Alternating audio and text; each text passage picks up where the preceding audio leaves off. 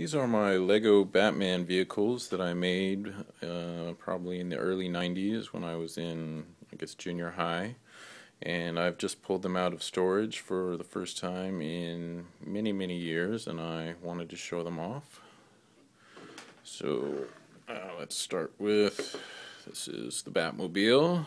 This is obviously based on the Tim Burton version of the Batmobile, which is the best Batmobile, as everyone knows. You can see it's got the little jet turbine thing here in the front, and it's got headlights, and back's got a little rocket there, and I don't really know what the hell these are supposed to be, but they were on the Batmobile, so I put them on there. And of course, back when I made these, they didn't have Lego Batman yet, so this guy is supposed to be Batman, which you can see is really just a dude in a motorcycle helmet with a little cape. I do have his visors on upside down, so you can see his mouth in there a little bit. He's smiling, of course, because kids, when I was your age, every Lego man had this exact same head. Unless they were a pirate. Yarr.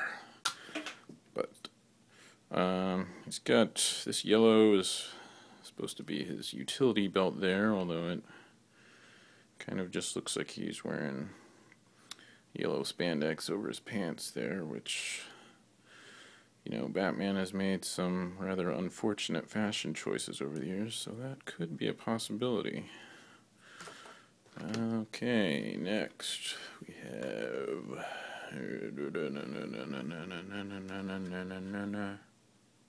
Batman. This is the Batwing.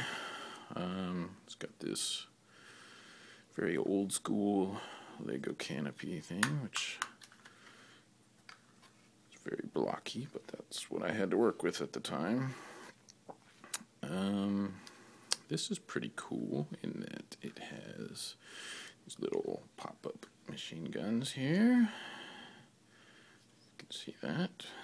And then on the bottom, got these little panels that open up, and there's missiles in there. Because, of course, Batman, for a guy who doesn't really like guns and killing people, he sure likes to have his vehicles be heavily armed.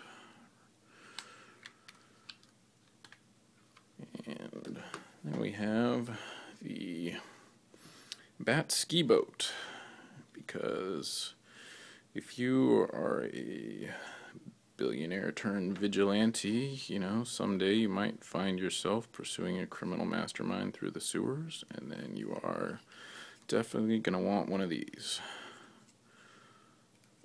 So this is, I got a little fancy with the hatch here. Slides open, and Batman does fit in there, but he's kind of a tight fit, so I'm not going to take the time to put him in there right now. But that, I just want to point out that there's a little bit of engineering involved. That's not just sitting on top there. What I think, you might not care about this, but interesting thing about here is, if you can believe that back in those days, the internet was not a household thing yet, and so I didn't even own these movies, and I don't know what I used as a reference for this.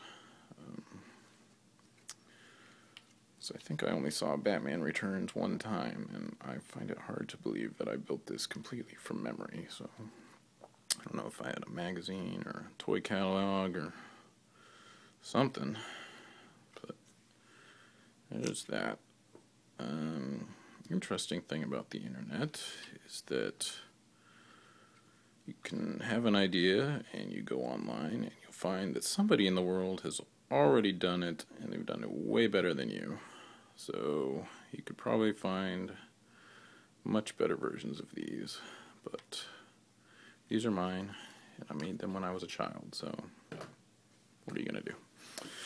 Last, and probably least, we have this little Lego motorcycle, or Batman cycle, Bat cycle. There you go.